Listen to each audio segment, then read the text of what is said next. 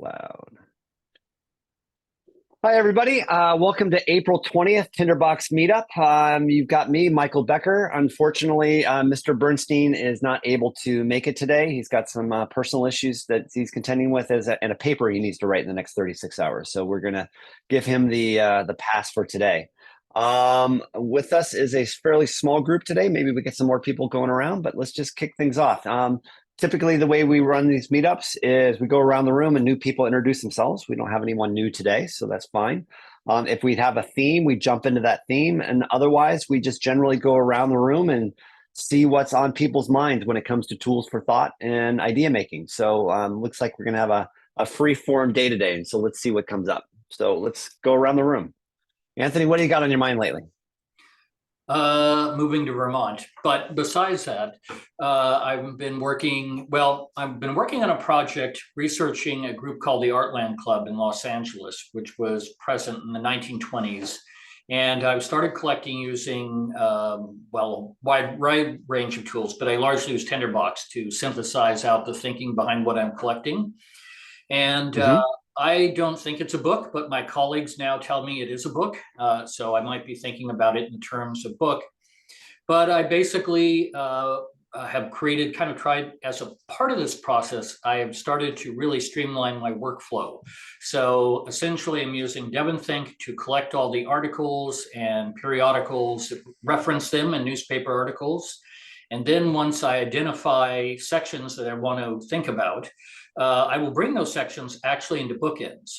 And at which point I will highlight them and link them over into Tinderbox. And then I essentially treat Tinderbox like a giant jigsaw puzzle. I have all the pieces laid out on the table, and it allows me to connect them and think about them and begin to synthesize what pieces go where and what am I really doing. And it's actually been a really good process. It's one of the things I think Tinderbox really excels at, is giving you kind of a clean slate to work on without imposing any sort of formal framework.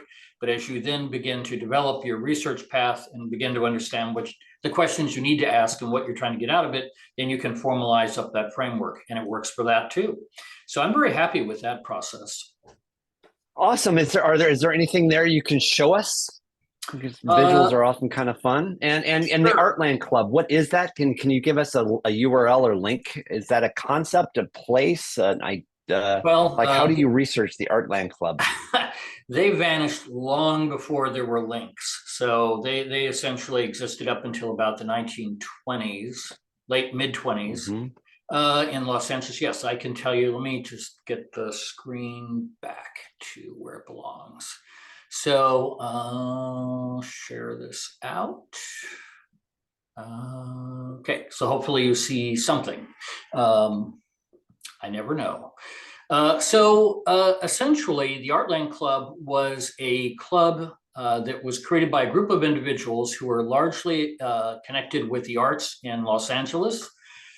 During the mid-1920s, there was a huge expansion of civil and local thinking about how they might include and become more involved in the arts. There have always been arts in LA, but during the mid-20s, it really exploded. And so a group of individuals there were a couple of individuals who were academics, there were a few land developers, there were quite a few entrepreneurs, all got together and decided to form this club, where basically what they would be focusing on is expanding the awareness of Los Angeles of art. And so they started in a small country club that was also part of a land development, which seems to have been involved with him. So, and then from that country club, they had an office space in downtown LA, and eventually ended up on the top floor of a building called the Fine Arts Building. So and then they eventually disappeared. So I became kind of interested to try and figure out, well, when did they start? Where did they start? And when did they disappear? The when did they disappear becomes really, really tricky. But what I did is they had a publication, an Artland magazine, and they had an Artland news bulletin. And so I was able to acquire those from the California State Library. They have a lot of information. So for instance, I basically just using adornments to kind of box in ideas. So any discussion of the fine arts, the building itself, These are kind of clipped out of, so these are being clipped out of the Fine Arts, the magazine that they had. And then what I've done is I've linked, created in the attributes for the note, I basically have a link back to DevonThink, which gets me to, assuming it still works, back to the article. Okay, just stop right there. You're sharing Tinderbox only, not your desktop, You're so we're not right. seeing Devon thing. Correct. All right, hang on. Let's just switch to this one. There we go. All right, I'll do that again. So,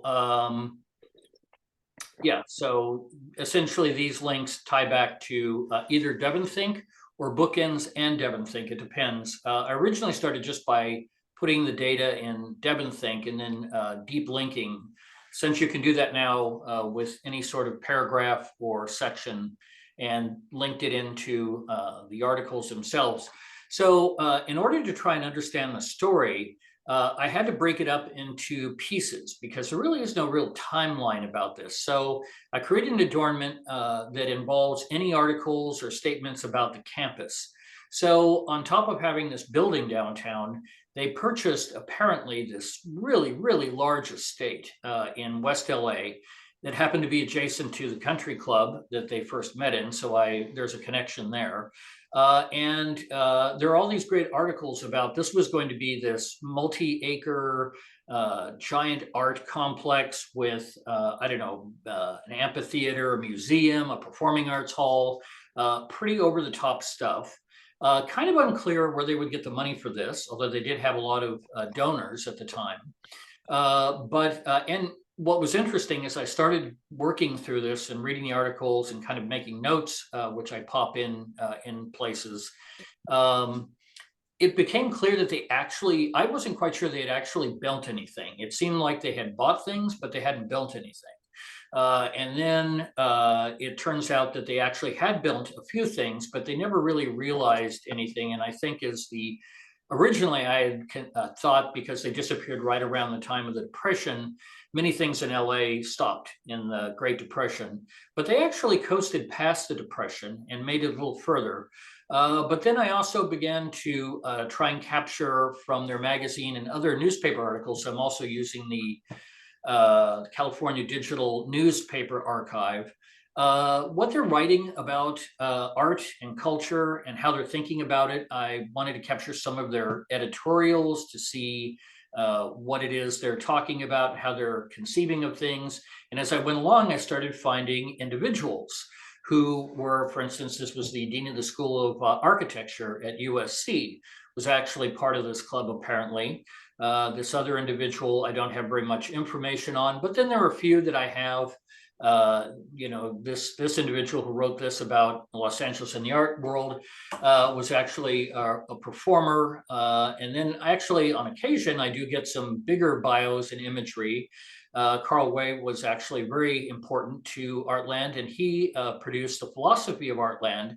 What's kind of interesting about reading through all these articles is that they actually talk about the conception of this club, which is kind of rare. Usually you get the club appeared because some people were interested. You don't really get somebody writing down when they started and why they started, but that is in there. So I began to try and capture their writings, anything referring to the building, anything referring to the campus.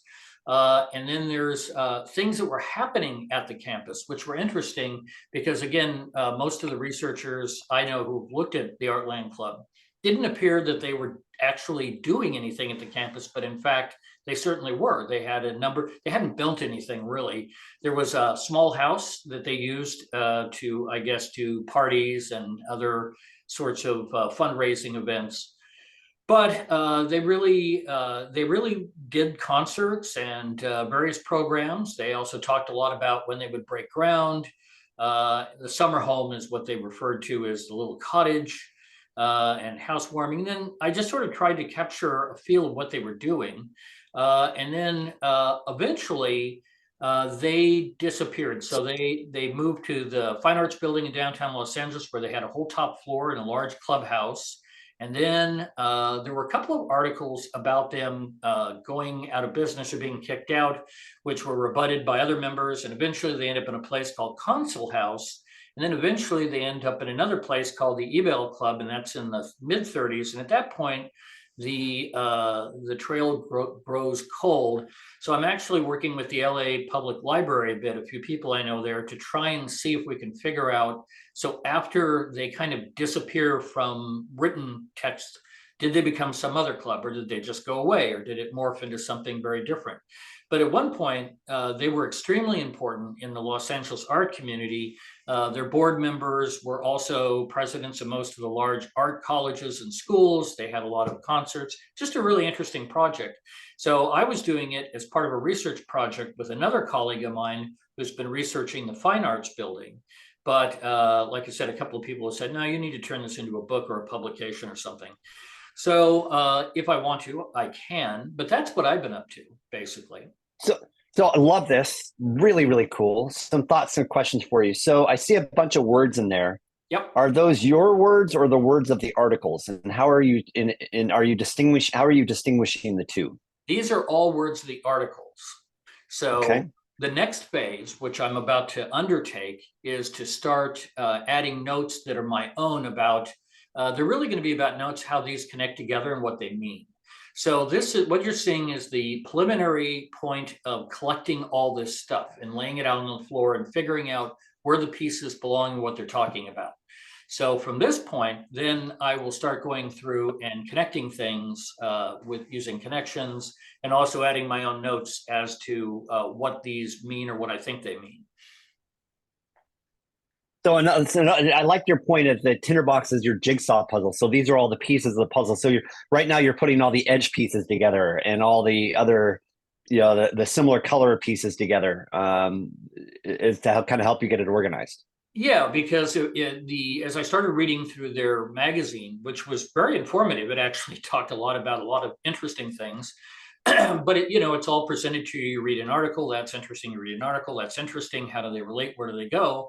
And the nice thing about Tinderbox is you can pull this stuff out and stick it down without actually knowing how it's connected, and then begin to organize it into the units that make the most sense. So as I said, I'm kind of like using adornments to bucket them together, things that are happening on the campus, things that are, and it's a really great way to get all this together, because then it becomes more manageable and understandable.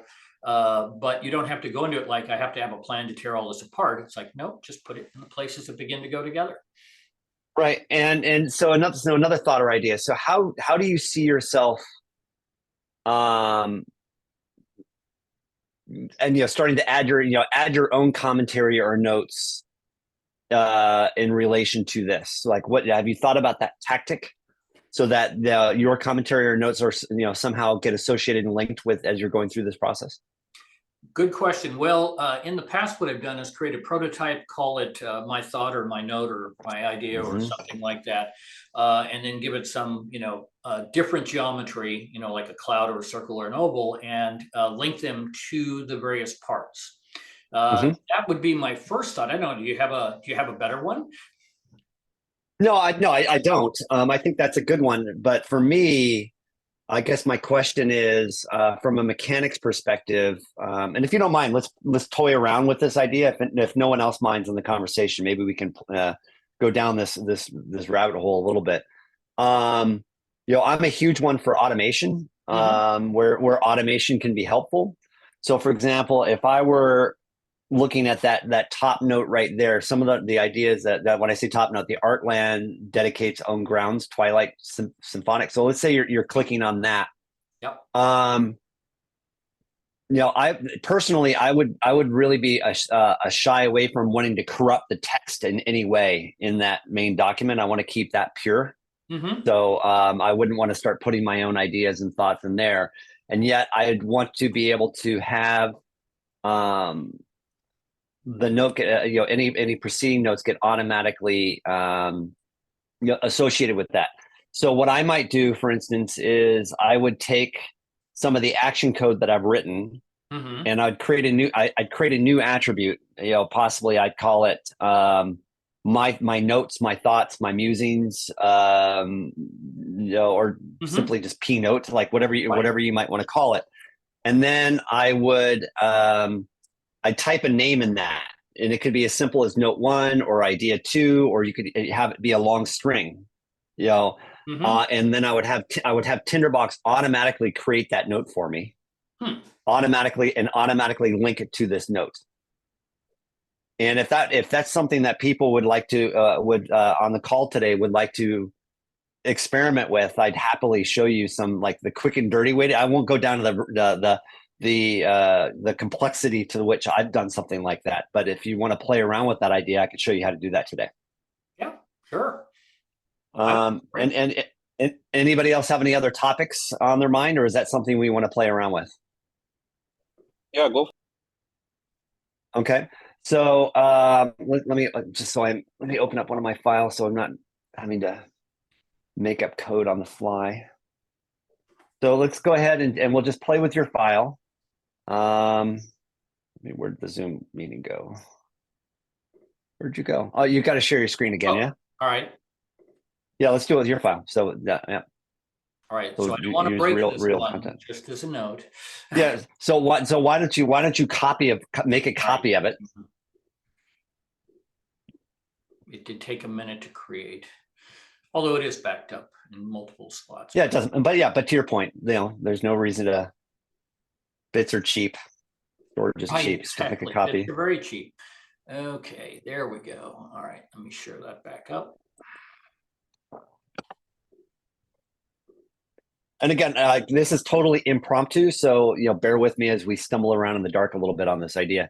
So, like, pick any note. This random note. Artland dedicates ground. That's fine. Okay. And while we're at it, so I see you have your prototypes folder open as well. So do you already have a prototype for this kind of concept?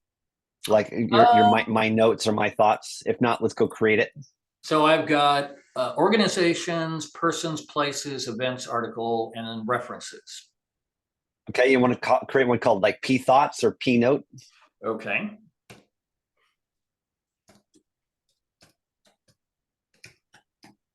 All right. Okay. And do you want to give it a shape? Do you want to give it a color?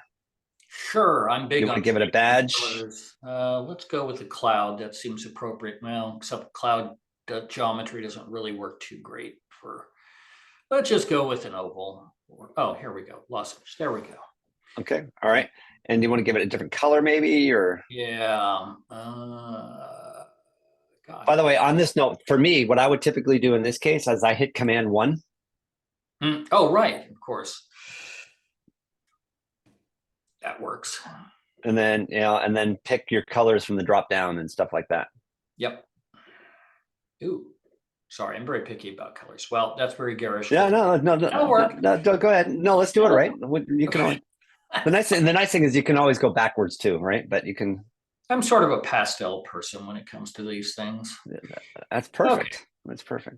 All right, so we've got our prototype called P note, and this is what we want. When we create a new notes and links, that's what we're going to want. Now, do a favor for me. Click on the. You've got two map art lines. Click on the third tab you have there. Mm-hmm. The map art line, and right mouse click on that and go into your outline view. Okay. All right. Okay, and let's take a look at your hierarchy, and then if you can hit like Command 0 or click on the list and hit Command 0, and that will zoom us back to the standard because it's zoomed in. Yes, it is. Okay. Right, there you go. Okay, so your main, so right out of the gate, I'm thinking organizationally as well. So your main kind of Artland map is Artland.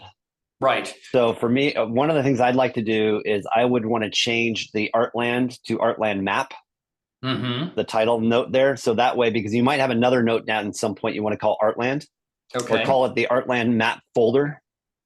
Or folder, okay. Because really what it is it's a folder. Right. Okay. Okay. And then again, as I'm playing around with this from my organizational aspects of it, I'd want to create another prototype called P folder and give it a unique icon so I can distinguish folders when I'm looking in outline. Oh, okay. Easy enough. Okay. And then if you click on the little badge button. Yeah. Folder icon. And then give it the folder icon right there in the middle. Okay. Right, there you go. Okay. All right. And then go back. And so then you can if you right mouse click on the square next to the triangle on the right of P Artland map folder. Go up to Artland map folder. Okay, hold on a minute. The top note, the Artland map folder. Oh, right. Yes. Okay. Yeah, right now right mouse click on the square icon on the left. Oh, this one. That one, yeah. Mm-hmm. And from there you can select your prototypes and click P folder, and you can assign your folder. Okay. There you go. So now if you're looking in map view, so now you can go ahead and collapse that. Okay. And so then what I would do is I'd create hit return, and I'd create a new folder called My Thoughts, or because you want your thoughts to be in a different folder. Right. Okay. Oops. So return is not getting me. Just return with this selected, or just floating in. Yeah. Yeah. And just with that selected, that should give you a new note. All right. Or just double click anywhere and create yourself a new note. Oh, in the map. No, you should be able to create notes on an outline if you just hit return. How about if I say create note? Oh, I guess it's creating. Oh, I see. It's not putting. All right. So what do you want to name it? My Thoughts. But that's not the way. Yeah, I'm kind of trying Oh, to. no, I see what's happening. For some reason, you're embedded. You click on the art. You see the breadcrumbs where it says Artland Club, Artland Map View. Click on Artland Club. You're actually not. You're actually. There you go. Okay. Now hit return. Okay. All right. Right now, yeah. My Thoughts. Is that what you just said? Yeah. Okay. Okay, and assign the P folder to that as well. All right. Okay. Now I'm curious. Why is Thornton, Kinney, and AC Colt not in your map view? Well, Your there's Artland map folder. they are in the. Why are they not in the folder? Yeah, the map folder. It's perhaps the way I created them outside of the adornment. So that could be it. I don't know. That's a good question. Okay. Now, and there's some other thoughts I have as well from some basic mechanics before we just get it. So you can kind of get where I'm going with this conversation in that a lot of the times when I'm working in a Tinderbox file, I'll spend quite a bit amount of time thinking about the organization. I'm thinking about my end state. I'm always thinking about my output. Like, and how do I want to, what's my ultimate goal with this? Like in whether or not it's an article or a book or anything, I'm presuming there's going to be some output. And then with my knowledge of Tinderbox, I know that there are certain constraints with certain aspects of Tinderbox that will preclude me or require rework that I'll have to consider for future output. So for example, right? So for example, when you have all of these really critical resources like Thornton Kinney and AC Colt, if you throw them all into the Artland map folder, you're going to be kind of landlocking them in that hierarchy, and it will be difficult for you to potentially use them in other places. Because map views are flat. Right. And so you can't have a nested hierarchy in a map view. Right. Does that make sense? Yeah. Right. But yet, if you're then going to go to write an article or write a book, by its very nature, you will have nested hierarchies because you'll have, heading 1, heading 2, chapter 1, chapter 2, section 1, whatever. However, you're going to organize your book, your output, or even if it's like a PowerPoint file, you'll have a title and then some kind of nesting to help tell your narrative and your story, which then breaks things down. So for me, when I think about things like this, I tend to, when I work in map view, I tend to build map views off of aliases or off of copies of notes, because those core notes I'm going to want to have as assets that I can repurpose in other places, if that makes sense. So, for me, and sometimes what I would do is I would create another folder called, and we'll get to this in the future, but I'll create another folder called my resources folder. And in the resources folder, I would have a subfolder called the people folder. And that's where I would put all my people. Interesting. And So, and so yeah, go ahead. go ahead. No, please go ahead. No, What no, was the I was question? going to say, so what's interesting is that we have completely different philosophies of, because when I start, where I find Tinderbox the most useful is that I don't have a clue where the end journey is going, right? So I have Yep. suspicion that I there's something I'm into. It always starts with I read something somewhere, I saw something somewhere. I'm kind of curious, do these things connect? But I have no idea how they connect. I also have absolutely no idea what the final destination output is going to be at all. The usefulness for me of Tinderbox is that I don't have to, that I can just start placing things and connecting things.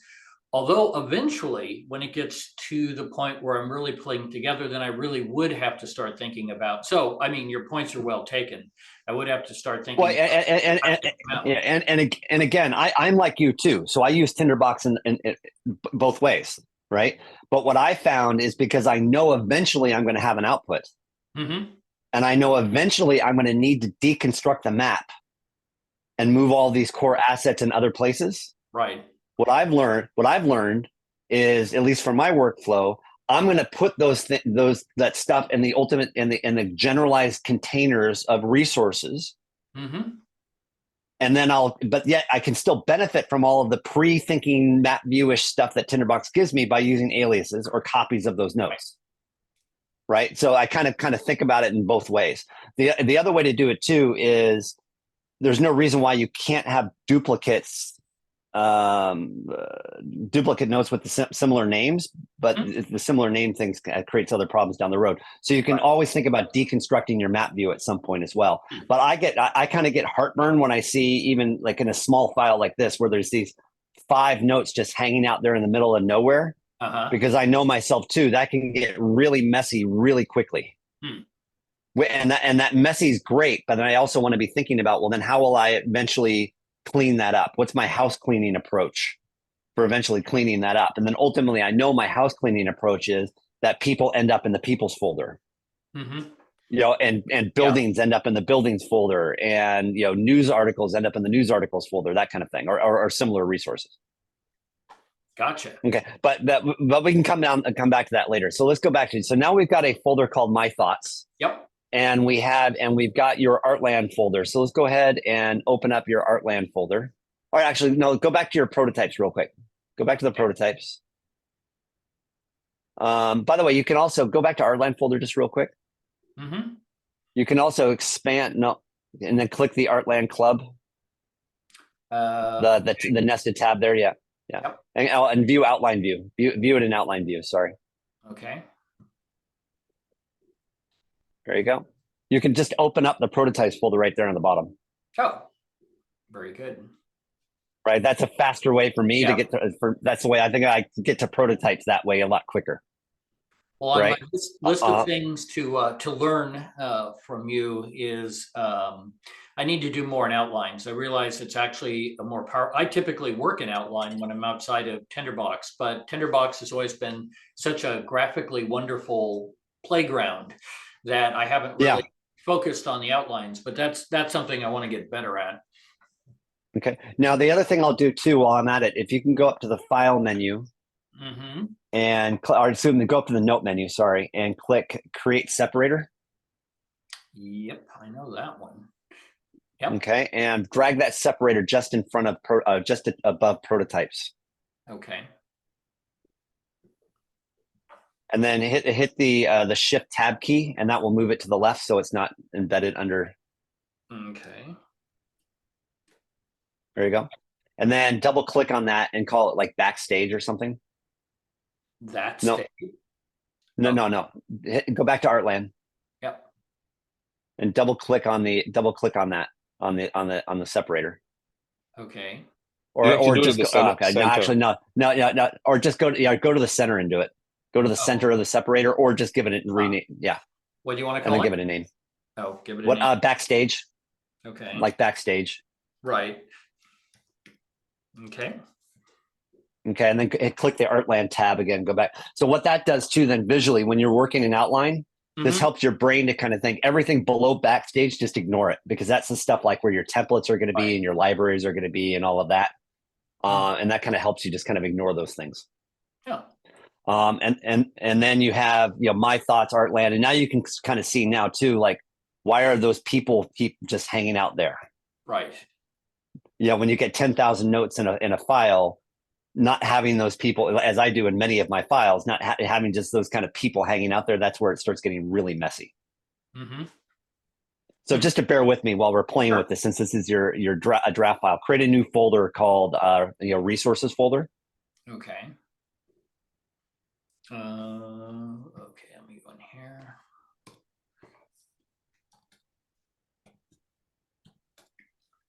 All right, and resources folder. Give it, because you might have another note called resources, so just call it resources folder. Okay, and we'll make it folder, right? Okay. Okay, and then for me, in working in outline, I would push that one all the way down to just above backstage. Okay. Because I'm not going to touch it that often. Mm-hmm. So the things I work with all the time go on the top of the outline. The things that, and as I progressively work with them less, they go to the bottom of the outline. And then inside the resources folder, go back to your. Here's another trick. Go to your P folder. Okay. Prototype. Yep. No, it's right there on the bottom of it. No. Oh, right. Go back to your outline. Old habits. Right there. Yeah. Yeah. Okay, and then go ahead and add the on add, just in the displayed attributes. Oh, okay. And click on add. On add. Or you can just type it in there and it will auto find. Just start typing in on add. One word, two words. One word, capital. No, one word. Oh. One word, capital O. Okay. Capital O. Okay. No, it's right there. It's right there. Yep. Just pop it. There you go. Got it. Okay. Mm-hmm. And now click away. All now right. in the on add attribute. Mm-hmm. Yep. Type in $prototype equals quote P folder. Okay. $, all lowercase, I assume. No, capital P prototype. What was the rest of it? Equals. Yep. And then quote P folder. In spaces or no spaces, doesn't matter. Oh, okay. I just do them by. Yeah. Right. Double quote, single quote. Double quote. Okay. And what'd you say? Folder? No colon. No colon. Yep, I see. Wrong button. Okay. What'd you say? P folder. Okay. Okay. Okay. Now go ahead and hit, just click away. That's fine. Mm-hmm. Now go back to your resources folder. Okay. Click on it. Mm-hmm. And now if you hit shift, and let's shift option. Shift my muscle. option? Yeah, shift option, enter. Oh, shift option, enter. Okay. And that creates a child note underneath their selected folder. Right. Okay. As opposed to if you just hit enter, it creates a note on the same outline. Mm-hmm. Okay. And so now call that one people folder. Okay. All right. Okay. Now you can move those people into the people folder. All right. Now before we do that too, go back to the people folder. Mm-hmm. Okay. And where it says prototype equals P folder. Yep. Now make it prototype equals person. All right. Capital P. Yep. Okay. And there's a little bit more house cleaning I might want to do. Go up to the file menu and click prototypes and add in the person prototype. Okay. Built-in prototype person. Okay. That one may be in. Oh, maybe not. Oh, No, it wasn't. Yeah, it wasn't. Yeah. And now go back to. Yep. Go back to. Oh, you say P historic person. I see. Yeah, that's my people. Right. That's your people. Got it. So go ahead and change that then. Double click on that one. Mm-hmm. Double click on that. Hit Command A. Okay. No. Double click in the name. Yep. Hit Command A. Yeah, just as a FASTKey. Command A is a select all, so you don't have to swipe your mouse. Oh, right. Habit. Right, and then if you hit Command C. Mm-hmm. Now go back to the people folder. Paste it. No, ignore that. You can delete that person. Go back to the people folder. Oh, right. Okay. I'll come back to that in a second. Yep. And then paste it, copy that over over the on ad where it says prototype equals person, Oh, okay. right? Because you've got one called P historic person, so you just want to use that one. Yep. It sounds like you're trying to create a complete breakdown structure to nest things and break things down. It's kind of cool the way you're thinking. Mm-hmm. Well, I mean, it really comes to it's the ethos of the Lumen Zettelkasten, right? Get everything into Yeah. its atomic Yeah. place, Right. Yep. Thank you. right? Thanks for sharing. Yeah. Mm-hmm. So, and you can get rid of the person prototype for now if you want, All right. just because you don't need the duplicate. And if you just hit the delete key, Yep. there you go. Okay. So now move those. And now here's one other trick, which is really important. On the P folder Mm-hmm. prototype, Yep. this one took me freaking forever. Not prototypes. On the P people folder, folder. yeah. Sorry. Yep. No, people folder. Sorry. Oh, people folder. P historic person. No, the people folder. The folder named people folder. That Got one. it. Sorry. Okay. Where Okay. it says prototype equals. Mm-hmm. And before we do this, let me demonstrate to you what happens, and then we'll fix this. All right. You see how it says prototype equals P historic person? Mm-hmm. So what that's saying is when you add a note to this folder, make that note P historic person. Mm-hmm. Okay. Now take the my thoughts folder and my thoughts note above. Okay. And once you relabel that, we'll call it my thoughts folder, so we get consistency in our structure. I can do that. Okay. Then I'm gonna break something, and then we're gonna fix it again real quick. Okay. Drag the my thoughts folder into the people folder. Watch what happens. No, into the people folder. Okay. How do you get? No, just right there. Now drag it over. Just Okay. drag it under the people folder and a little to the right. There you go. And then you can hit tab and just put it in. Oh, okay. Okay. Now see what happened.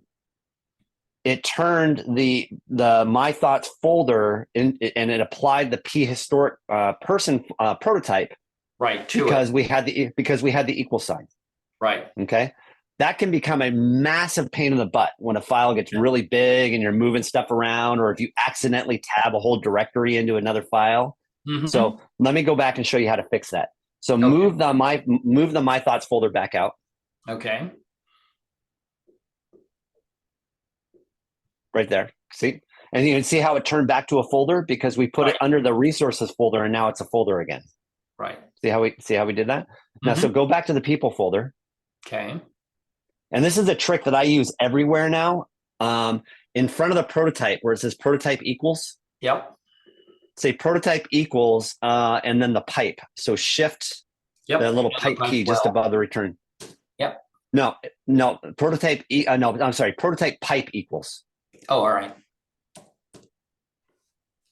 So I struggle with the logic on this, but basically what it's saying is, if the note already has an existing prototype, don't change it. So now move the my thoughts folder into the people folder. Okay.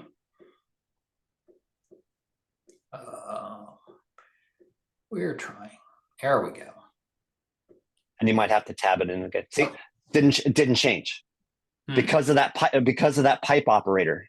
Interesting. And so that's really, really helpful, especially when your files get bigger and you're moving stuff around all the time. You're not having Tinderbox, accidentally, change your prototypes on you. Nice. So that's a little trick I highly encourage. So let's move the my thoughts folder back up to above Artland map folder. Oops, didn't want to do that.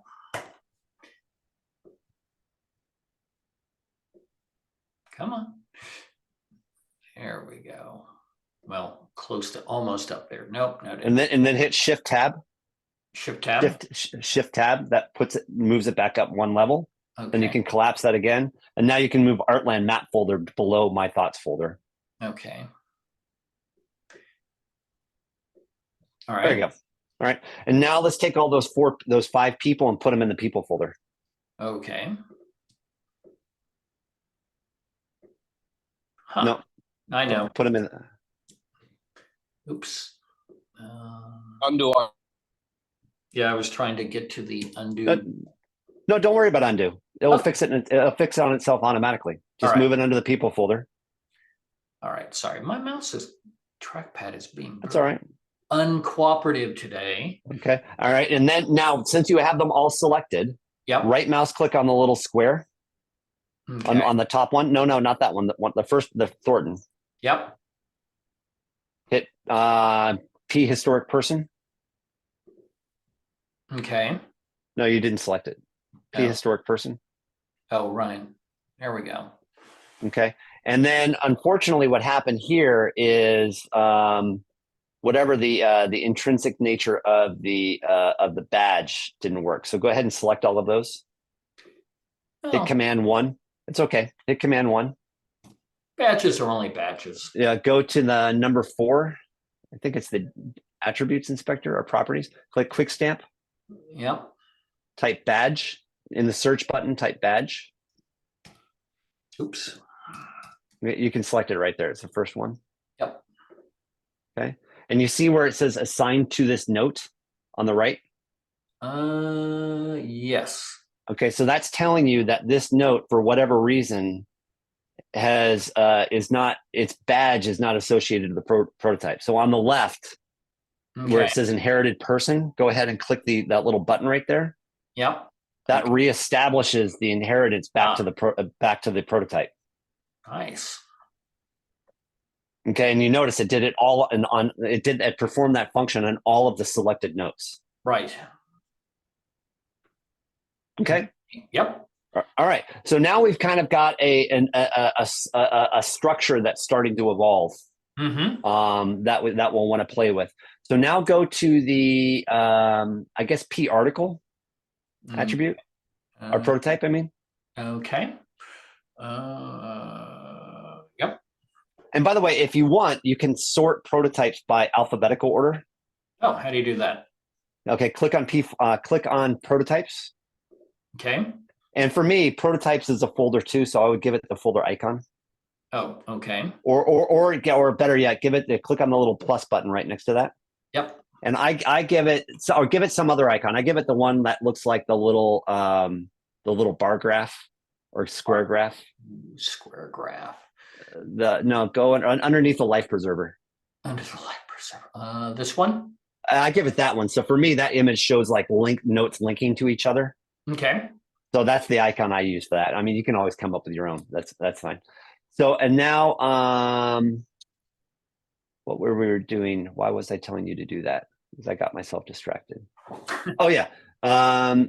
Go to sort. So hit Command 1. Click on the Death Star on the instructor, on the inspector. The Death Star is the one on the far right. Right. Yep. Okay. Click on sort.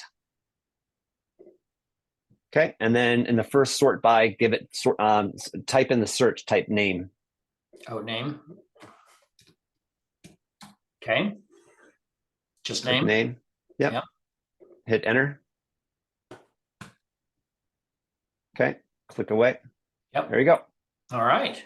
Okay, and then if you right mouse click on like any of your notes Mm-hmm. on that little square icon in front of the notes, Yeah. you'll notice that any of them doesn't matter.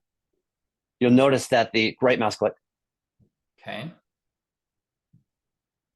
You'll notice that the prototype list is now alphabetized as well, so it makes it faster and easier to find your prototypes. Nice. Which in a small file like this is not a problem, but in some of my files I have 90 prototypes, so it can get pretty unwieldy if you don't do it right. Yep. And again, honestly, of those 90, I probably only now use 10 or 12. But a lot of them become like appendices. We don't need them; they're just kind of there. And one day I'll cut them out, but I don't have the time. So it's easier to delete. What? I said it's easier to subtract than to add. Well, it is, and because Tinderbox is so forgiving too, it's part of that incremental formalization. But I do so many projects, sometimes I don't do as much house cleaning as I should. All right. So this kind of has gotten us set up now for a basic structure that we might want to use. And just for fun, so I can show you a different, I'll show you two of these operations. Under the resources folder, click the people folder and hit return again. Hit the people folder. And hit return. Yeah. Okay. And now I call this one like term folder or terms folder. Okay. Because this might, and again, I don't know the nature of the book that you might write. Neither do But I. it's quite, you know, whether it could be a textbook, it could be a different book, it could be a kind of book, but presumably in my mind, you're probably going to have some terminology that will evolve. Some people might call that keywords too. Some people might call it a glossary, but you eventually may have terminology that will evolve that is unique to the nature of this book or this work. And so you might as well have that available. So while we're at it, why don't you go ahead and create a new prototype called P-term. Okay.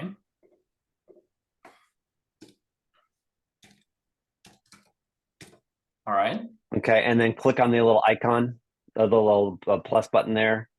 And for me, pop over to symbols. Oh, hang on, I'm just cleaning up my stuff. Okay. Yeah, pop over to the symbols, and if you scroll down a little bit to the left, keep going. That's it. Or maybe go up. There's one that's like a tag that I like. Oh, like this? No. Where is it? Oh, there it is. Next to the library. So it's next to the bone. Next to the phone? The bone. Bone. Sorry. Right. That one right there. So for me, that's kind of like a term. And if you think about those three in a row, for me, it's like that one's the term, the next one's a category, and then the one after that's my themes. Oh, interesting. Right. And so I can, because terms for me, because I've got some automation that say terms roll up to categories. So you could have multiple terms that relate to the single category, and you have multiple categories that relate to a common theme. And so that way I can create a cascading element, and Mr. Eddie will appreciate this, of my ontologies. Because I might end up finding that I've got one word that's related to multiple categories that's related to 2 or 3 themes. Right. And then that helps me kind of scale up and down my thinking.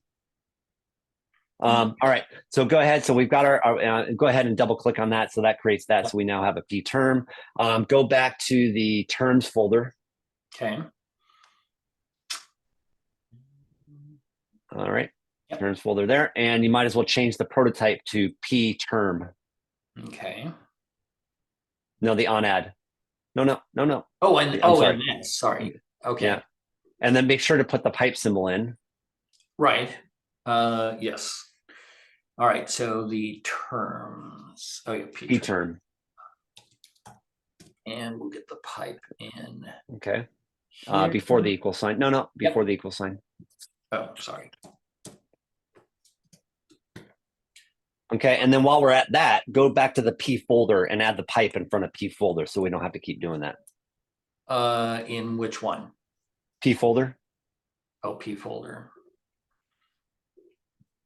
Okay, now add the pipe in there too, so we don't have to keep doing that. All right. Do it before the equal sign. Oh, God. Sorry. No apologies. I didn't have my full allotment of coffee. Okay. All right. So you can kind of see how this process is just kind of incrementally building itself along. Make sense? Yep. So now let's go ahead and add some action code. So on your P article. Okay. P article. Go ahead there and click. Hi, Bruce. Go ahead and click your displayed attributes and add create 2 new attributes. So right after bookend links, up in the window up there, click your mouse. Yeah, it's clicked. That's good. And then type term. Okay. Okay. Now I personally hit enter. I personally don't, because I write a lot of action code. I don't pluralize attributes. Okay. So I know the attribute's going to be a set, and I know it's going to have multiple values in it. but I never want to have to remember, was it terms or term or keywords or this? So I always keep them singular. Okay. And so that way it helps me with my, with when I'm writing action code. And then Well, create another one called my thought. Oh, puppy. puppy. Does your dog, Bruce, does your dog still have the job of destroying toys? Oh yeah. He took out a shoe about 2 weeks ago, and I wrote the manufacturer Kizik's to ask if they would sell me one shoe, and I sent them a picture. I got nothing. That's funny. All right. So now go ahead and hit enter. Did. Okay. Oh, no, click away. I'm sorry, click away. Yep. And create them. Okay. Yeah, just don't, you can select this drop down. Yeah. What do you want them to be? Now go ahead and click it. I don't see the drop down. There you go. Make the term a set because you don't want to have duplicates. Okay. And you notice when you select from the drop down, it automatically checks the create button for you. Right. So you don't need to click to those buttons twice. And Okay. then make the thought a set as well. Okay. All right. Or you can have the thought be a list for now. Make the thought a list, and I'll tell you. Do we want the set? Let's make it a set for now. Just make it a set for now. We won't have Okay. duplicates. All right. All right. Now click away. All right. Okay. So now on that you have 2 new attributes you've created, term and my thought. Yep. And the goal here then is what we want Tinderbox to do is automatically create notes when there are items in that particular file. So now what we want to do is go up to the file menu and go up to hints and click in built-in hints. Oh, built-in hints. Yep. Okay. And so what that does is that just added the hints directory in the bottom of your outline. Got it. Okay. Okay. And that has now created your stamps and your functions and your library environments and all of that. Oh, great. Okay. So go down to your library on the bottom of your down on the bottom of your hints folder. Okay. And let's create your first function. All right. Okay. And go ahead and click on what's this. Hit enter. Okay. And call this one, I don't know, create note function. No, you clicked away before the value got created. Yeah, I see. Okay. Note function, you said? Create note function, yeah. Yep. Or for short, just call it F create note. Okay. That's short. Lowercase f, Oops. capital C. Oh, okay. Sorry. What'd you say? Function? Create note. Note. Okay. Okay. And so what we're doing here is we're now going to have a function that says, whenever we put something, we're now going to create the note. So click over in the that area now and type the word function. Okay. All lowercase, uppercase. All lowercase. Okay. Okay, and spell it right. I see. Yes. Well, or I just pick it right. Yes. Yeah, okay. Space. And then let me take some notes here myself. And then create so type F create note. Bullet pick capital C. Yeah. Capital C. Yep.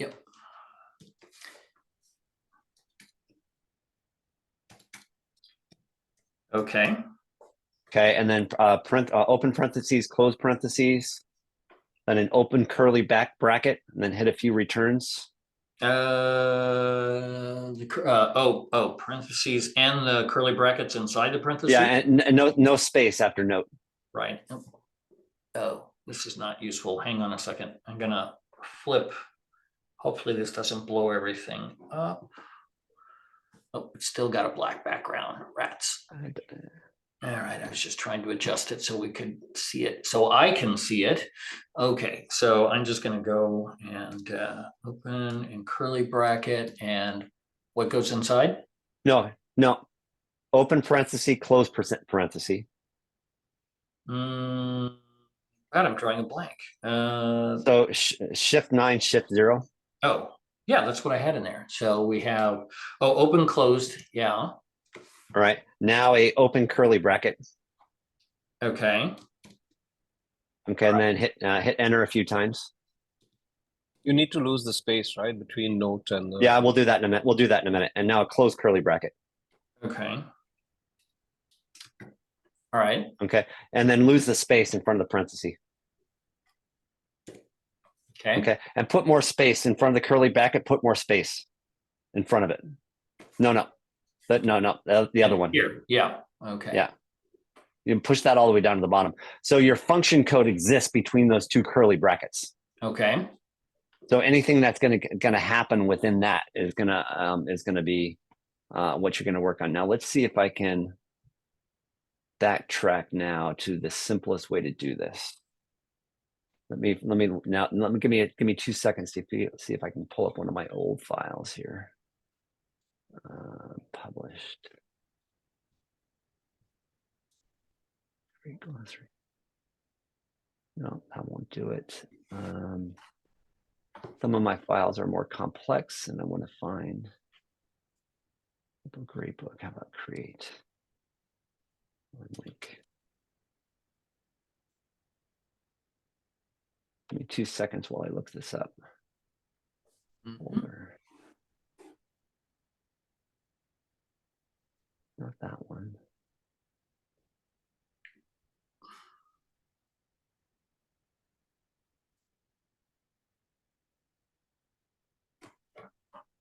Too many files going on here.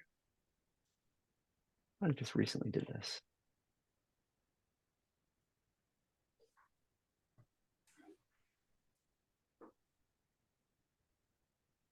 All right, well, let's just stumble around. I'll figure it out as we go. I'll remember as we go along. So let's think about what we want to accomplish. So go ahead and open up the Artland map view. okay. Actually, do one thing for me real quick. Right mouse click on create. Right mouse click on create note. Okay. The note in the outline view. Oh, okay. Sorry. Create. Yeah, the F create note. Your function. Oh, the function. Okay. Right. So this is a nice little trick too. Click text window. Okay. So now move that text window off to the right and make the Tinderbox file a little smaller. Okay.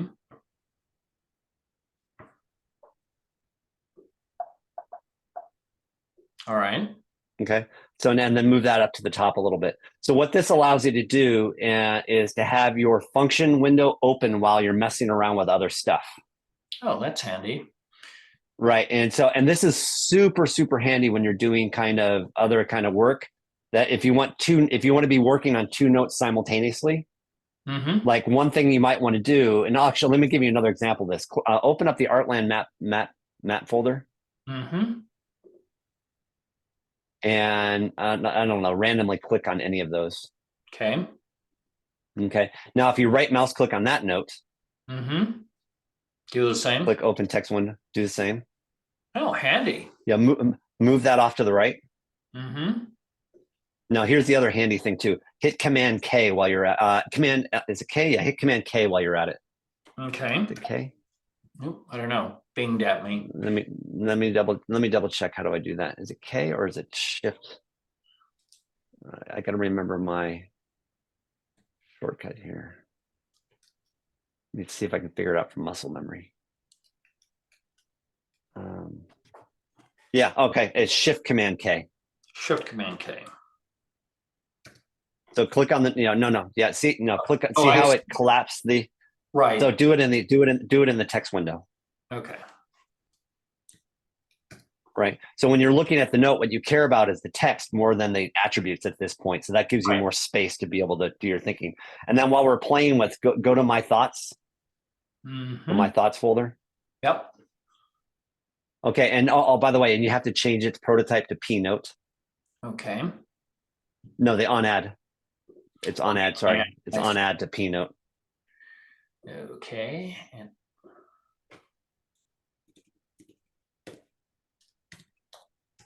okay.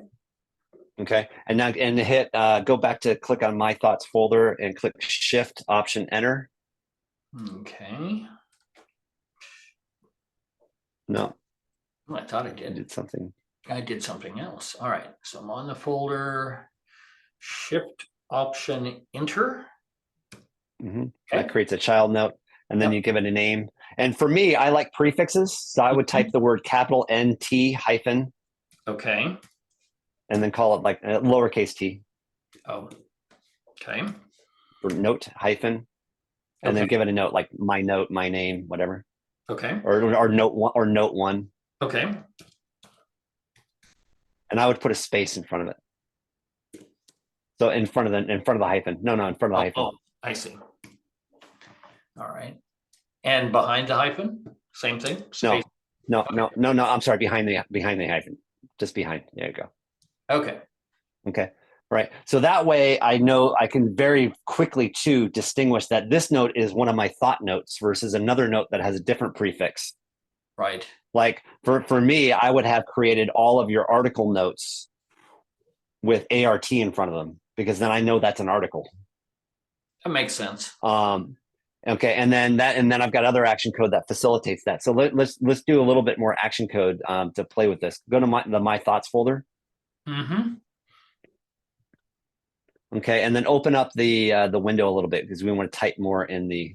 So click the big gray bar in the middle and drag it to the left. There you go. And now after P note in the prototype in the on add. Yep. Okay, double click in there and add a semicolon because we're going to string another piece of action code together. Okay. Okay, and this time you're going to say if Yep. parenthesis Okay. $name double equals capital N. $name equals capital N. No. Capital N in name. Oh, in name. All right. Because, most system attributes start with capitalization. So Okay. $name equals double equals Okay. quote untitled lowercase.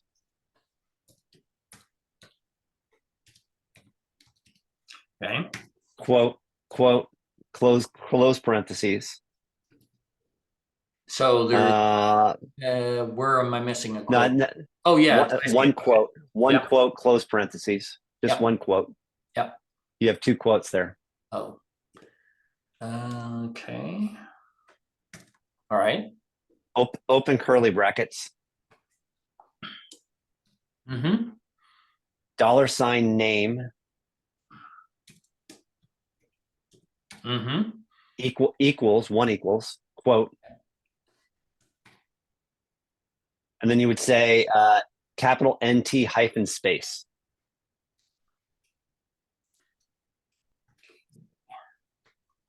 Space, okay. And then quote, semicolon, close curly bracket. Like so. Okay. So now look at the language of what we just said. If the name of the note equals untitled, then I want you to make the name of the note hyphen space. So what that does is it automates the creation of the prefix for you. Okay. So if you go ahead and hit enter, click away. Yep. Now go and add a new note to my notes folder. Go to the my notes folder. Yep. No, click on the my notes folder. Or yeah, it doesn't matter. You can do it there too. Hit enter. Yep. And you see that the prefix is already automatically there. Nice. So now if you hit the right arrow key or tab over, okay. or hit the right arrow key, then no, not tab, sorry. Which one? So do it again. Do it again. Add it, create a new note. Okay. Just hit enter. Okay. Okay, now if you hit the right arrow key, then you can now you can just type the name of the note. Right. So call it note 2. Okay. So that's kind of methodology. Then this is where I let Tinderbox automate it for me and do things like that has consistency. And then what I'll do later, and I've demonstrated this previously, I have other action code that creates another. Every one of my notes has a note called short title, which is basically an attribute that strips out the prefix. Oh, interesting. So if I ever want to use that note's name sans the prefix in a template or in any kind of output, I can. So I get the best of both worlds. I have the visual affordances and the ability to distinguish between notes using their prefixes, but I use the value of short title for all of my outputs and publications. Oh, nice.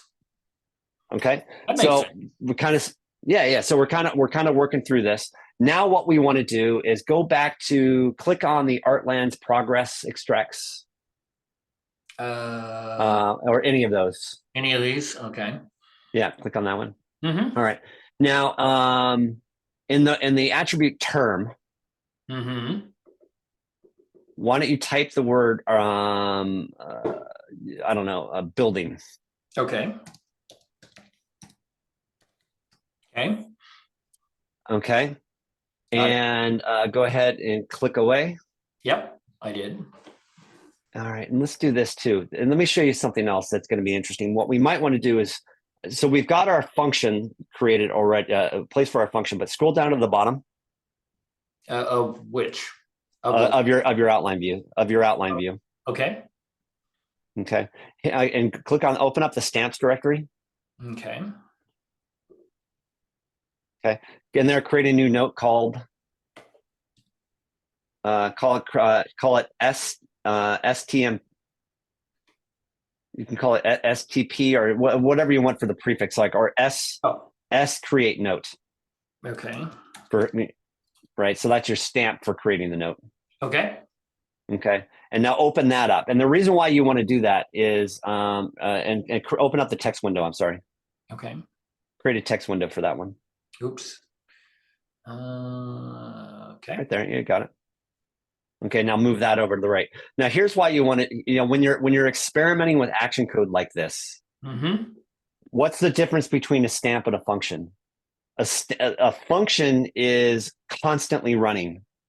So if you were experimenting with action code in a function, Tinderbox is going to start executing that function the second you start typing any words. And it could start, and that could create a runoff for yourself, whereas stamps only apply on a single execution. So often what I'll do is I'll create the action code I want in a stamp, test it out, and then once we got it up and running, we'll hit copy and paste and put it into the function. Okay. Okay. So let's now create our action code now that we've got this all organized. So go up to your the note where we added building as a term. Okay. And let me look at my create note function and see if I can simplify this really quick. Where's my function? Create, where is it?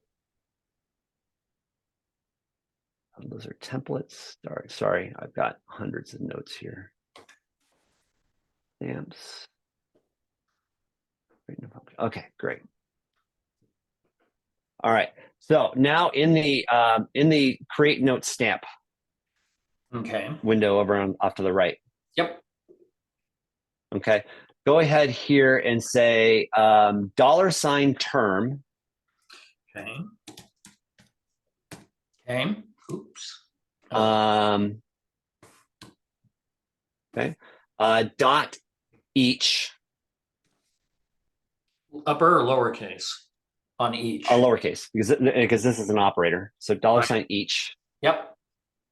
Okay. Parenthesis. Okay. Okay. Yep. Okay. I use X, but we'll explain it in a minute. Say so parenthesis X close parenthesis. Okay. Okay. Open curly bracket, close curly bracket. Okay. Okay. And put some space in between the curly brackets. Okay. All right. Hit, a couple returns. Oh, return. Oh, I see. Okay. Got it. Okay. Yeah, and then put a semicolon after the last curly bracket because this is the Right. last curly bracket because this will be okay. Right.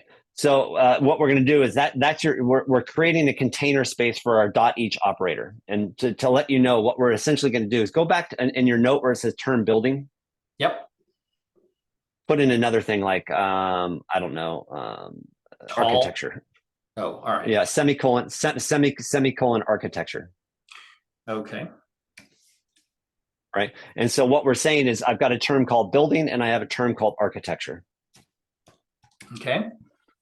And essentially what this function we're about to create is it's going to say for each item in the attribute term, if it doesn't already exist, create a new note called building, create a new note called architecture.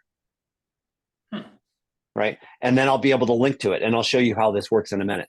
So above the $ term, Okay. hit a couple $signs. Yeah, hit a couple of things, and let's create a couple variables first. So hit type the word var : Okay. and it's a lowercase. It's a lowercase v, by the way. Oops. But you probably have like Grammarly or something in there that's forcing it. Yeah. Yeah. Colon. Yep. And your first one's going to be a string. Okay. So a string. Type the word string. Okay. Okay. Lowercase s. Ugh. Sorry. No, don't. You don't need to apologize. I should. Okay. And then after, and then after string, hit a space and type v prefix. E or V? V as in Victor. Oh, V. Okay. Victor lowercase v prefix. Prefix. Capital P. Oh, I see. Oh, the word. Sorry. And then say equals Yep. quote TRM hyphen space quote semicolon. TRM. Mm-hmm. Capital T. Oh, sorry. Okay, and terms. Space hyphen. Okay. Or hyphen space quote semicolon. Okay. All right. You need a close quote. Oh, yes. Oh, no, in front of a semicolon. Yep. Okay. Okay. So essentially what we've done is we've created a variable called prefix that says when we create a new note, because we're creating a term note, I want you to add the prefix term in front of it. So now create a new line under the variable. We're going to create another variable. Okay. And call this one called variable colon string. Mm-hmm. Lowercase s. Oops, jeez. Yep. Okay, and call this one v path. Okay.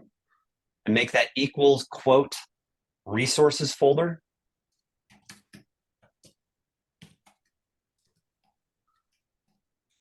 Okay. And close quote, a semicolon, and if you could put a / in front of the R, that would be great.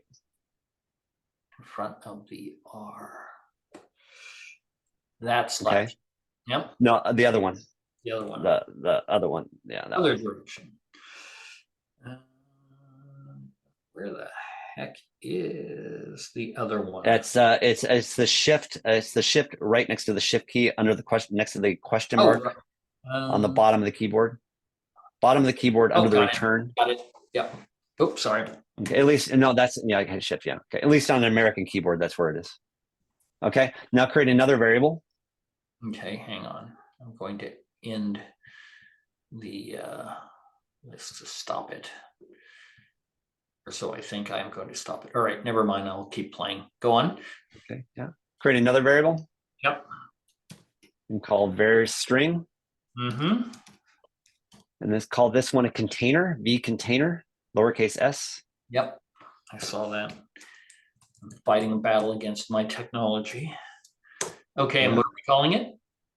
V container.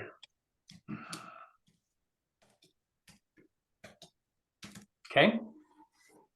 Okay, and make that one equals to terms folder.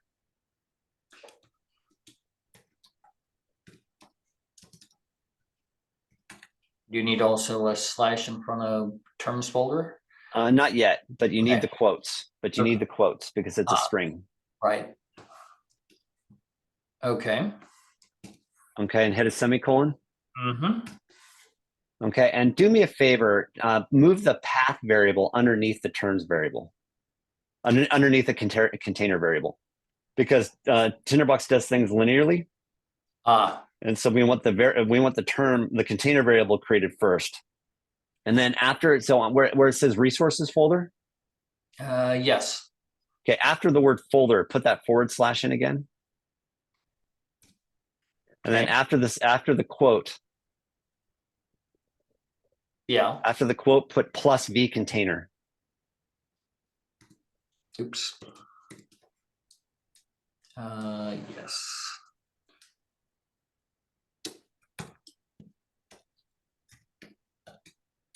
Okay. Okay. So essentially what you've done is say, hey, Tinderbox, create a prefix called term, create a variable container called pterms, and I'll create a path for where I want that to go. And I want that note to go into the resources folder in the container called terms folder. So you're kind of building the construct of where you want these things to go. So now create one more variable called vnote. Okay. And make this a string. Okay. And we're going to call it B note, you said? Yeah. And just make semicolon because you're not going to give it any values just now. Okay. All right. Now go down into where it says term.each x. Yep. Okay. Now in here, type the word vnote. Yep. Equals Mm-hmm. v prefix plus x. V, not C. Oh, sorry.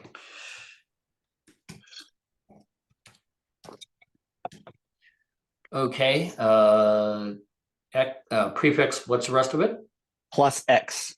Plus X. Okay. So, and then semicolon.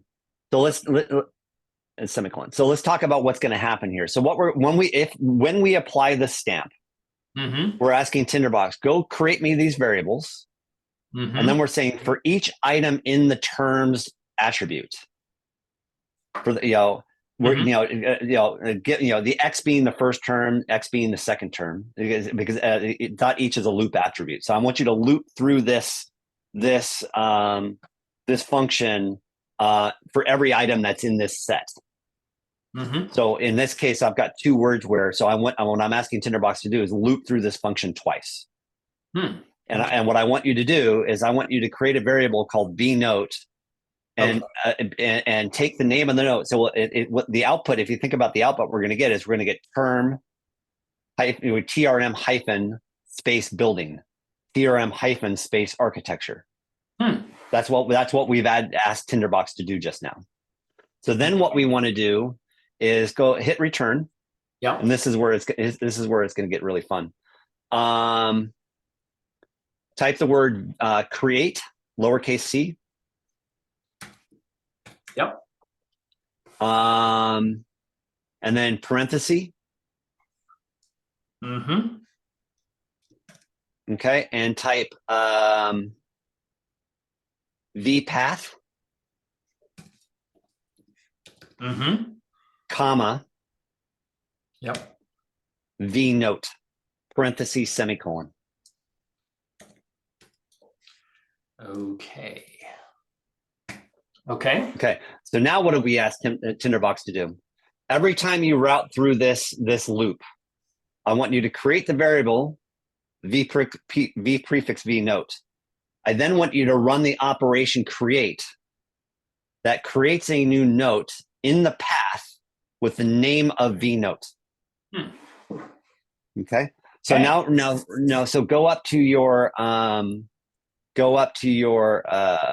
the note that we had, the Artlands progress note right there. Yep. Right mouse click on that. Mm-hmm. Go to stamps. Execute. Click that. Yeah. Okay. And what did I do wrong here? Oh, maybe- I know why. Hmm. Oh, I know why. Shit, that's funny. Okay, I'll tell you what happened in just a minute. Go back to, oh, I know why. Collapse that. Which part? That right there. Yeah, collapse that. Mm-hmm. And go down to your terms folder. Okay. Yep. Open it up. Mm-hmm. There you go. Oh, nice. Very Okay. nice. Mm-hmm. So now you have two notes that have now been created from that. So now that we know that works, we can post that into the function in just a minute. Go down to the create note for me, and I'll show you one more thing we want to do. Create note. Yep, got it. Hit enter. Hit enter. Okay. Click link note. Click S. Oh, type it. No, or? no. Type type link note. Okay. Okay. Okay. Now, okay, that's fine. And now right mouse click on that and open up the text window. Okay. Oops. Okay. Okay. Now copy all the code we have in the create note. Mm-hmm. Put it in there. And put it in there. Okay. Okay. And now instead of doing so it says term.each x is fine. Path is fine. Now we want to say here, remove the create note line. Where it says create note right there, remove that line, create note. Okay, that one. Yeah. And now we want to say link from Uppercase, original. uppercase or lowercase? Lowercase? Lowercase link and then capital F Okay. from. Capital F. From No space. No, space, I see. Okay. From link. original. Okay. Okay. And now you want to say the same thing as before, parenthesis v path. Okay. Parentheses V path. Okay.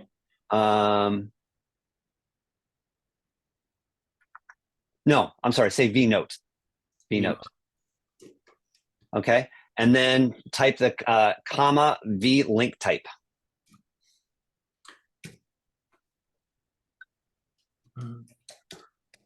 Capital L and capital T.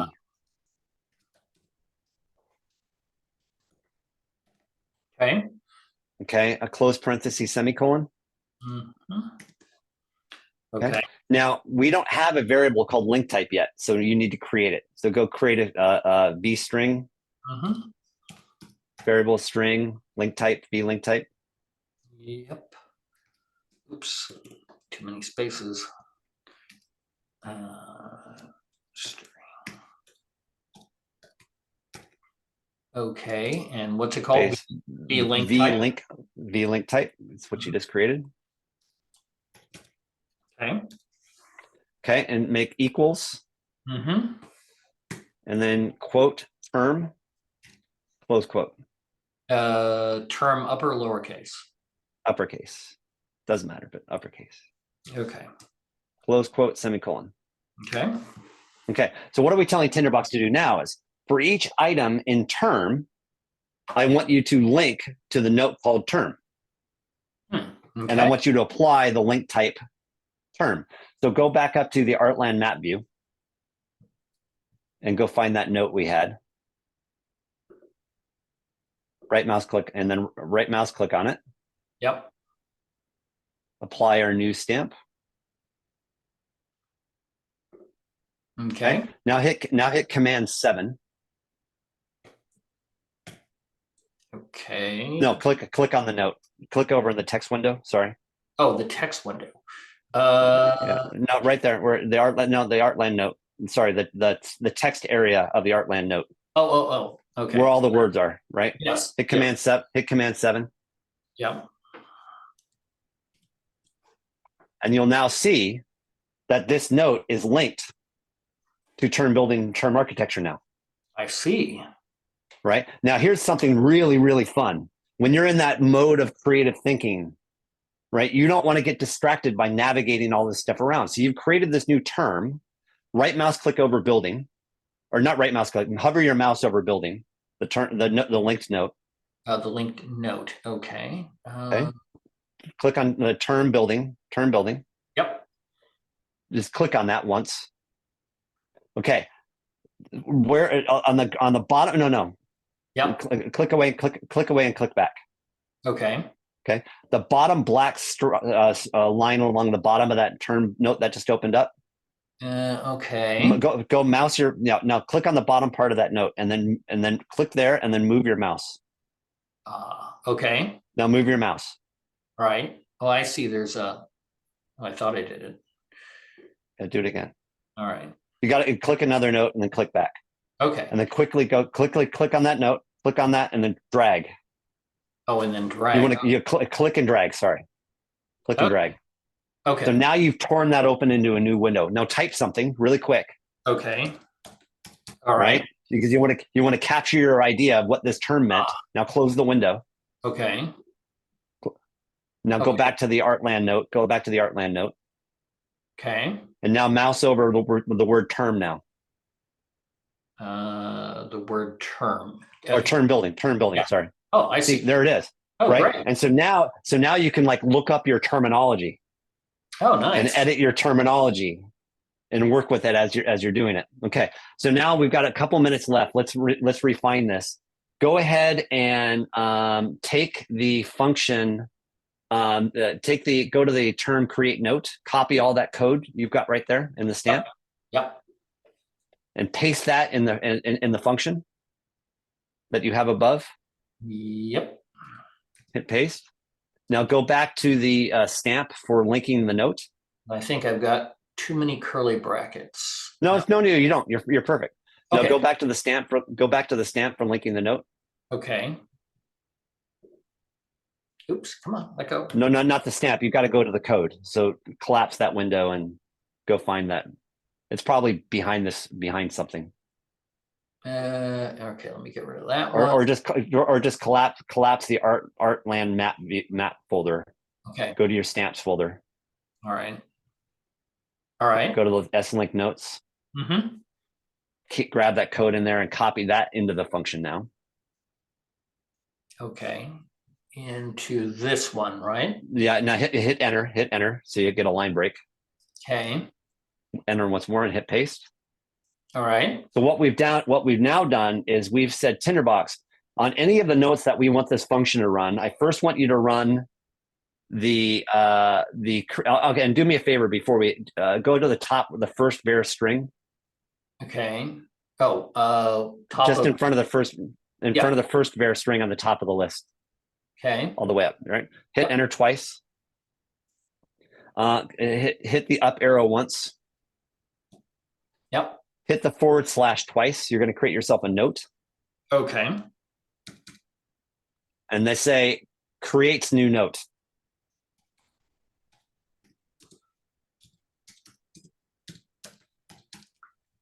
Okay. And then above the other var terms. Mm-hmm. Yep. Do the / thingy. Okay. And say links created note.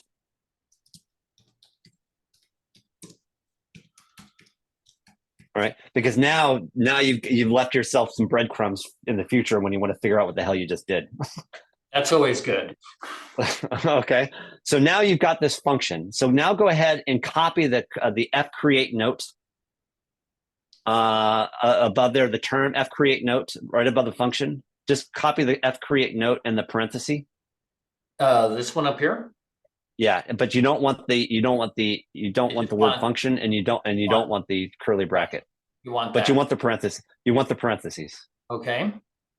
Got it. Okay. Hit copy. No, you want the F. Yep. Okay. Got it. Okay. Now go over to your P article note. Okay. P article. Got it. P article and hit the command 1. Uh-huh. Okay, and go to the Death Star. Yep. Okay, click rule. Yep. All right, and in there, hit paste Mm-hmm. and print and semicolon, Okay. and then uncheck the enable button. All right. I tend to not want my rules running on my prototypes because I've got some really complex prototypes, and that it can't screw things up, but it can create complexity.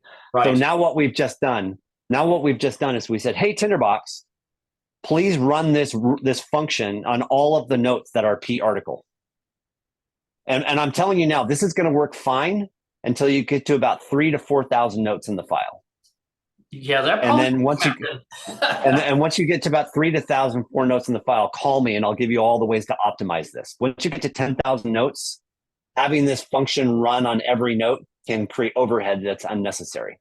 Okay. But you are not going to have to worry about that for a while.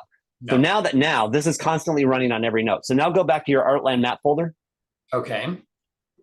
and open it up. Yep. Randomly grab any other note. Okay. Go ahead in the term attribute, add another term. Okay. Just making it up. Okay. Okay, hit enter. Yep. Now pop down to your terms folder. Okay. There you go. Look at that. That's very cool. Okay. Now I do this, every one of my notes have all of my key resources. So I would create another attribute called person. So Mhm. if this note is, so go to the P article, Okay. go to the P article, right? Create another attribute called person. You can't use people. Actually, do I use people or person? I use people because person's already stolen by the system.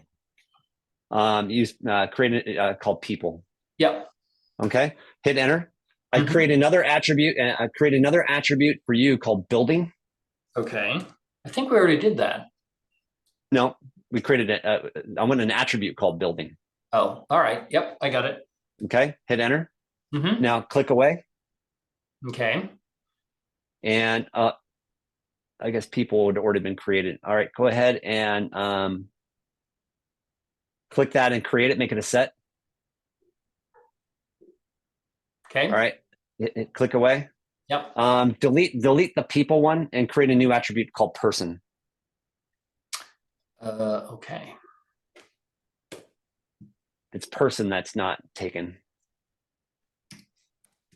Okay. Okay, click away. And that should be Make that a set. uh-huh. Okay. Now your homework is going to be take all the code that we just made Mm-hmm.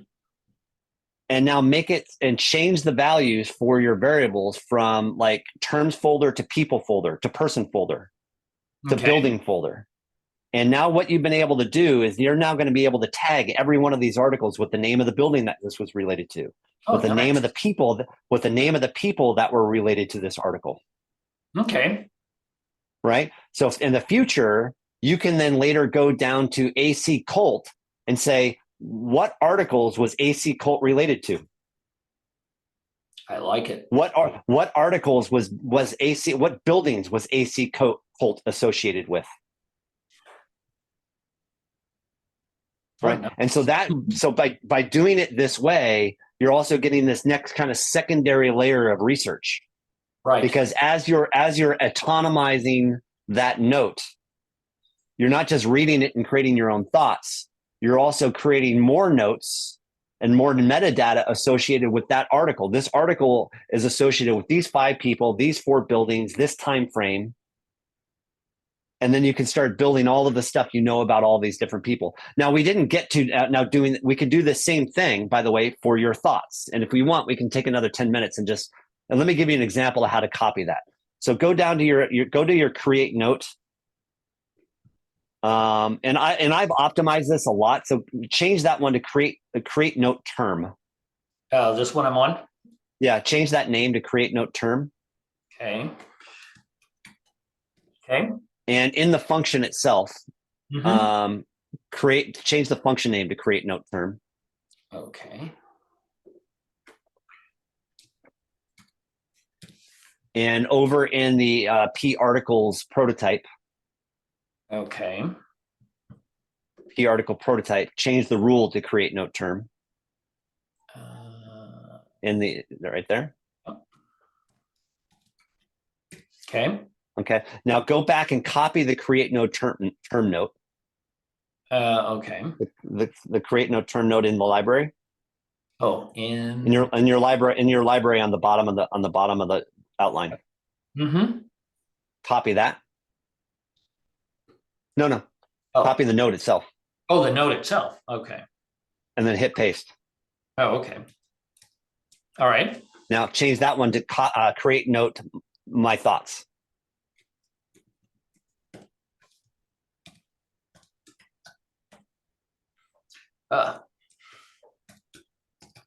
Okay. Okay. Now go in there, and in that, now change the container. Change the V container to my thoughts folder. Okay.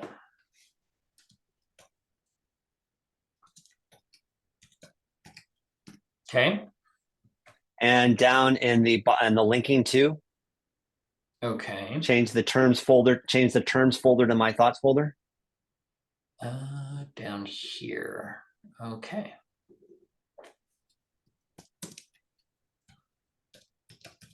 Okay. And change the link type to my thoughts or thoughts. This one here. Yep, change that to thoughts. Okay. Okay. Now go back to your P article. Okay. Okay, and copy that rule. No. Oh, I had it. Oh, No. Yep. Yep. Copy that rule. Mm-hmm. Okay. Yep. And then create a new line. Hit enter. Yep. Hit paste. Mm-hmm. Change the rule to create note my thoughts.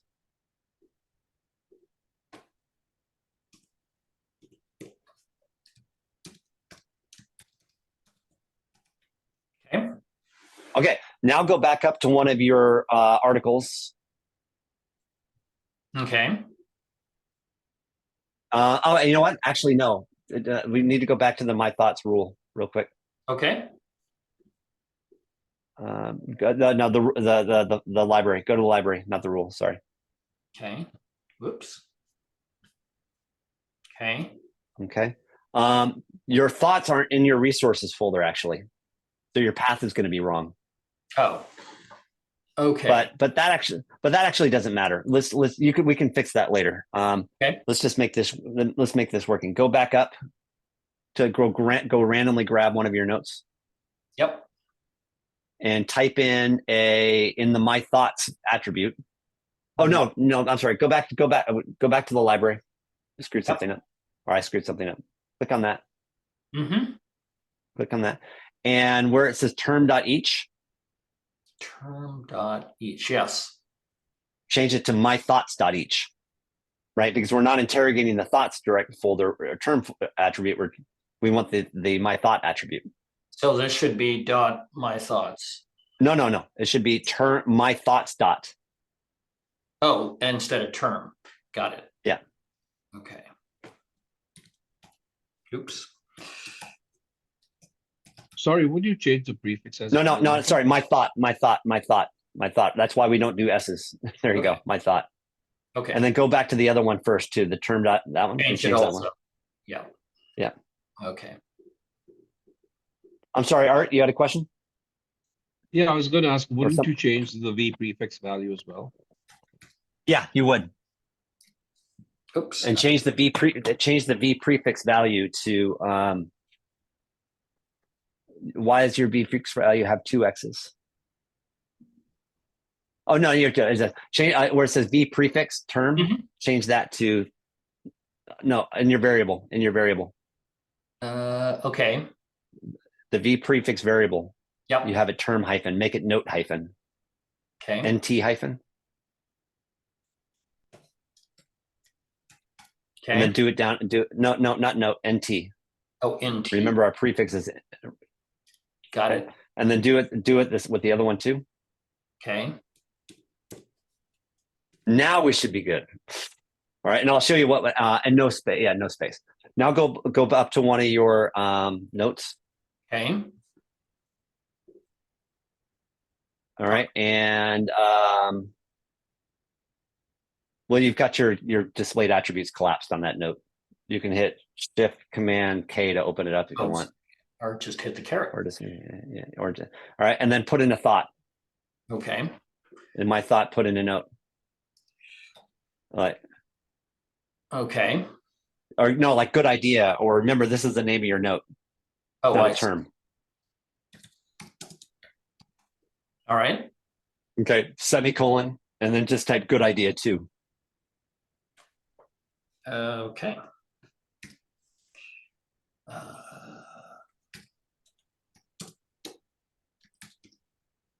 Okay.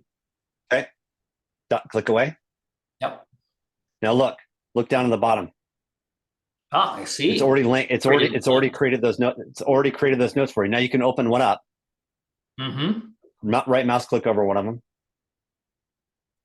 Okay. Right. Yep. Oops. Had it.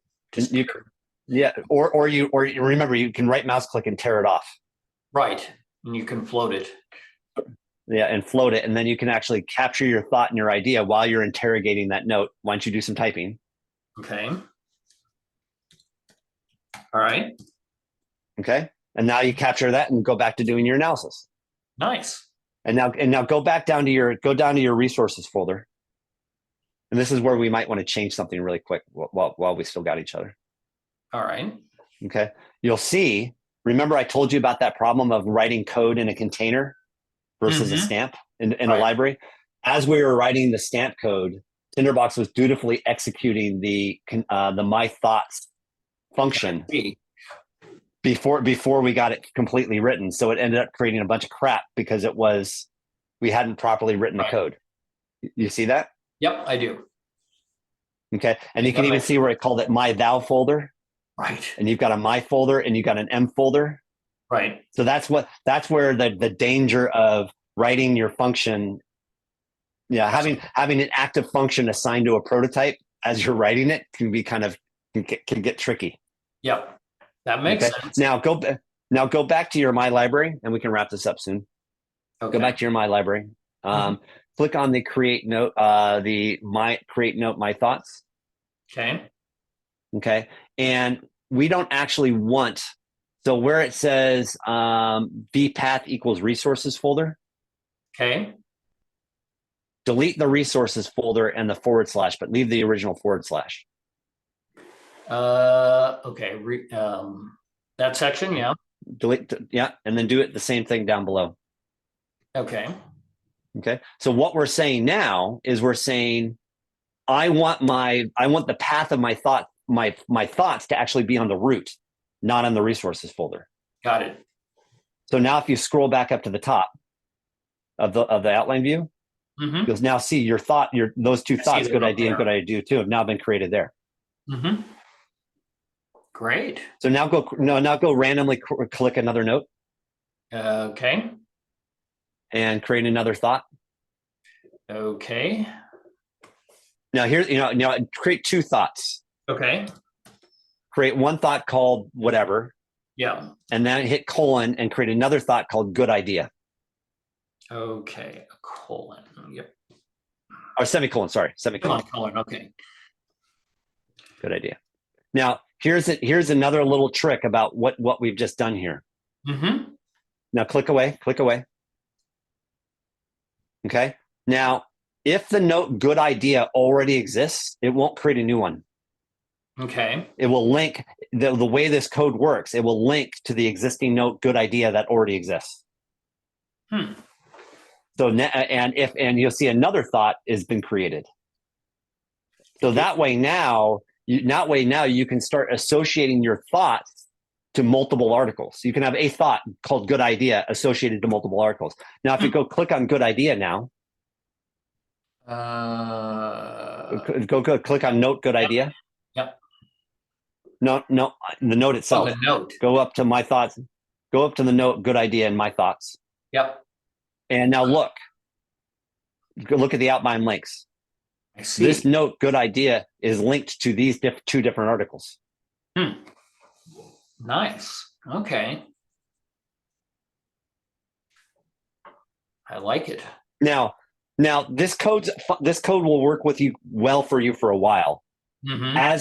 As your file gets more complicated, what's gonna end up happening is you'll start writing you'll say, well, what about this attribute? Well, what about that attribute? So you may end up with like 7 or 8 different functions that are all effectively doing the same thing, except for the link type and the term that it's being used. So Mhm. I've created, and we can do this in a future class, but I've created one function that actually treats the attribute that I'm interrogating and its link type as yet another variable. Okay. So rather than me having to have 7 different create functions, I have one create function that variabilizes everything. Right. That makes sense. Right. And so, but that takes a little bit more, mental twister Yeah, that we don't have time to go through today. But you get the idea. I do. And then you can delete all that extra chaff that got created, like the note 1, note 2, in those extra notes. Great. Well, this is All right, guys. Well, we ran a lot long, but I hope this was useful for everyone. Yeah, such a great refresher and resource for quick tips and clean working. Thanks so much, Mike. Yeah, very good. Yeah, absolutely. Okay, everybody. That's it for today. Have a wonderful weekend. Michael, Hey, you too. Thanks. I have a quick Yeah. question for you. Yeah. Not Yeah, go related ahead. to today's lesson. I'm going to start using the AI companion in Zoom to transcribe meetings. How do you like it? I find it's really wonky and misses a lot. Misses a lot. What does it produce? Does it produce? It produces a summary of what it thinks you talked about, as opposed to a transcript. Right. So I gather there's no way to tell it to just give you a transcript. No, it's not generative AI. It won't give you the transcript. It will give you a summary. Although I do think there might be a transcript. Let me double check while we're at it. I've not bothered looking this up, but we can look it up right now. And do you have to record to the cloud for it to work, or does it? You can record locally? Yes, I believe you need to record it to the cloud, and you have to have admin insight. Right. Okay. And look here. Let me share my screen right now. I haven't done this yet, but we might enable this now. Apparently, this article here from the University of Florida. In the left navigation of your Zoom account, click on settings. In the settings, click on recording tab. Under the recording tab, toggle cloud recording. Under that recording, tick the audio transcript checkbox. So yes, in your settings, you can have Zoom create a transcript. I'm gonna change that for myself right now, actually. Yeah, I'm looking also at Otter AI, which I've used Otter AI a lot for that very purpose. So do you think it works better? I don't know, because I've never tried the Zoom one, so I'm going to try the Zoom one myself now. Yeah, I'm trying to figure out which one I'm going to go with for some meetings I have to start taking notes on. Okay. So, another tool I might recommend you to take a look at, and let me see if I can remember the name of it. Where is it? Here it is. Let me open it up.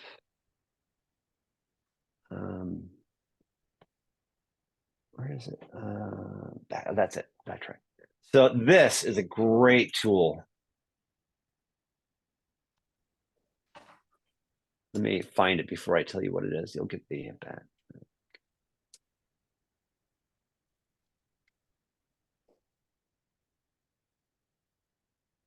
All right. Yeah, this tool is just freaking awesome, and I've been playing around with the developers of it for a couple of years now. This tool is called Backtrack. Backtrack. And what it does, let me show you what it does. When it's up in your Mac, you can go like this. You see the little cow. Yep. So it's constantly recording all of the audio on my computer. Mm-hmm. And so if I go like this and I say like that, it will go backwards and capture the last hour and 15 minutes of audio that my computer has been listening to. Interesting. Right. So if I've forgotten to hit record on a meeting, You can go and to, I can use Backtrack to capture the last hour of audio. that's pretty cool. It's awesome. I can't tell you how many times it saved my bacon. And then what I'll do, and then what these guys have done recently is they have integrated the audio transcription that's local in the Mac OS. Mm-hmm. So not only do you get the audio recording, you also get the transcript. Nice. All transcribed by the local dictation app of the app of the Mac OS. And they have a free version that you can use locally, and then they have a paid version that you can use if you want to upload your transcript and the audio elements to the cloud, and then be able to share them from the cloud. Oh, very nice. Well, Yeah, that app is just fantastic. So I take it Zoom's transcription actually knows, even though it kind of does a halfway decent job, it knows when somebody speaks who's speaking, and it puts their name adjacent to the transcription, or is it just one big feed? I don't know. I've never used Zoom transcription. I've used Zoom Companion. I'm going to try Zoom transcription myself right after I get off this call. Definitely going to try it. Yeah. Because I want to, like I said, I need to figure it out, and I've been trying to find. Thanks for sending the link. I'm going to check. Backtrack looks. Backtrack's freaking awesome. It's just never great. have enough toys. Oh, one little trick I picked up the other day, which you probably already know of, is so I have notes in Obsidian. So I just use Obsidian to capture notes quickly, and you can actually export it using DevonThink as a continuous PDF. Actually, can I? Okay, awesome. Yep. Can I show you something on that? Yep. Check this out. So I've gotten really into using Obsidian myself lately. Yeah, I like it a lot. And look, so here are the notes that I've been taking on our call. Right. And I've implemented a template that's implemented the property functions of Obsidian. Yep. And so I can go in here, and so here are the names, here are the people, and look what's happened here: project, attended, mentions, nice. Entity, term. These are my attribute values in Tinderbox. Excellent. And so I have Tinderbox do a watch folder on my Obsidian notes folder. I then can use action code that parses my Obsidian meeting notes into my meeting notes into Tinderbox. Oh, that's great. Yeah, I really like Obsidian for quick note taking. Yeah, it's great. It's really good. Well, the thing I was getting into is I'd take notes that would be, they're long markdown notes with all these images and thoughts. And then I just index it into DevonThink and tell DevonThink to produce a one-page PDF of it, and I'm done. Right. Well, also too, I have DevonThink doing the watch folder on my Obsidian notes folder too. So now all of my notes are searchable through DevonThink now too. I do that too. So it's like the Zotero trick. It works really well. But that idea of using prototypes in Sibian and naming them the same as your attribute values makes a lot of sense. You then can use the stream parser in Tinderbox to parse all of that out and populate your attributes. I love it. Well, thank you for all the time you put into these meetups. I really appreciate it. I always learn something, so it's always my pleasure. It's super fun. I'm glad you learning. That's great. You. All right. On that note, see you, everybody. Later. Bye. Bye.